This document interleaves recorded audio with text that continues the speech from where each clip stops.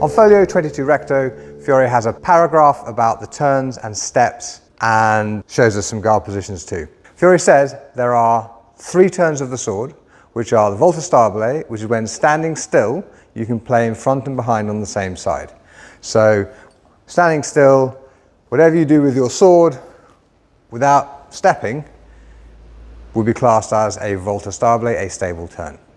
A mezza volta is when passing forwards or backwards, you play on the other side. So anything you do with a pass forwards or backwards with the sword is a half turn or a mezza volta. A tutta volta is when one foot stays fixed and the other one turns around it.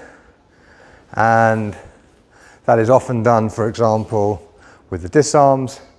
So we have the 3 turns of the sword are stable turn, half turn and whole turn, which are standing still with a pass forwards or backwards and turning one foot around the other.